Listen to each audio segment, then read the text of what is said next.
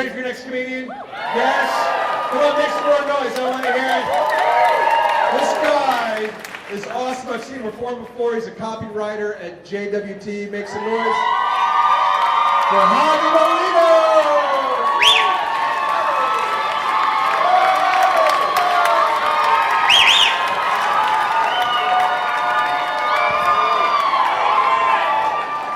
What's up, you guys? My name is Javier Molinos. I am a copywriter, which means I really wish I had applied myself in school more. As a copywriter, I spend all of my time at work thinking of idea after idea on how to get out of advertising. Trying to put that on my timesheets has become a real issue. I do think about my advertising alternatives quite a bit. I think about going client-side or going freelance, but I really feel like my best transition outside of advertising is just to go to prison. Prison feels like a real solid option, I guess. Because we talk about advertising the same way we talk about prison. We say, we're in it.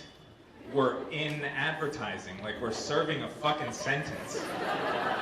In no other profession is that a thing, right? Like, normal people say, I'm a doctor. They don't say, I'm in doctoring. Or they say, I'm a chef. They don't say, I'm in cooking. Or they say, I'm Vice President of the United States, Mike Pence. They don't say, I'm in the closet.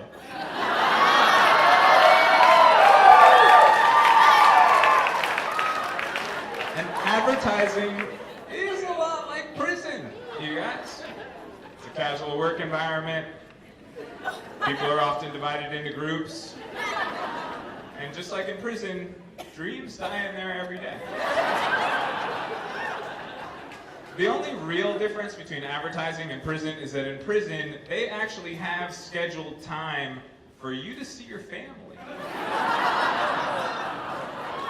We talk about work-life balance in advertising. In prison, they're making that shit happen.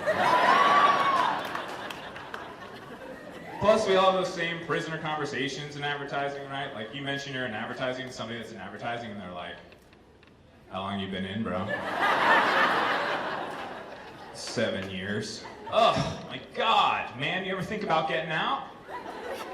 Yeah, every day, all the time.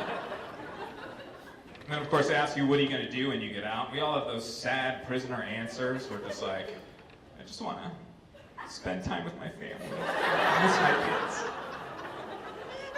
Or we have those big prisoner dreams. We're like, I'm gonna do it right this time, man. I'm gonna travel.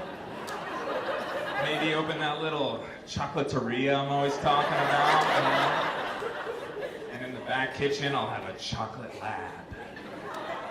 And then they just break down crying in front of you.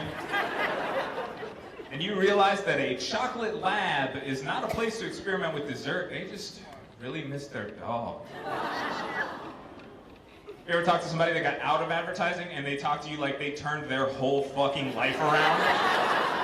They're like, yeah, I was in advertising, man. I did 10 long years, but now I have a client-side job.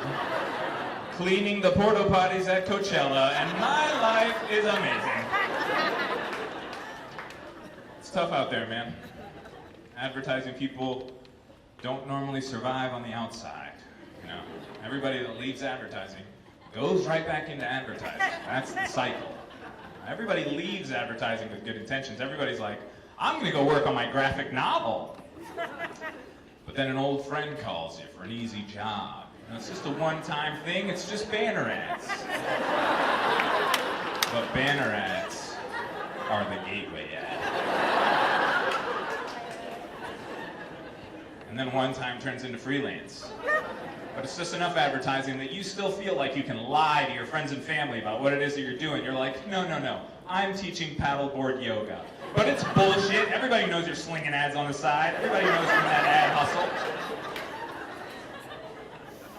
And then one day you're strung out on full campaigns, wearing black turtlenecks and screaming at an Applebee's server about the kerning in their menu. It's a shameful thing. My parents stopped telling people I'm in advertising altogether, and they're much happier. just telling everyone I died in a house fire. Because advertising changes you, just like prison, but you don't realize it because everyone that's in it is just as messed up as you are. Until we go to a client meeting. And then all of a sudden we have to act super normal, and we treat the clients like they're the judge in our prisoner parole hearing. We dress up super nice for, yesterday your creatives looked a shade above homeless. Today they look like they're dressed for a middle school dance.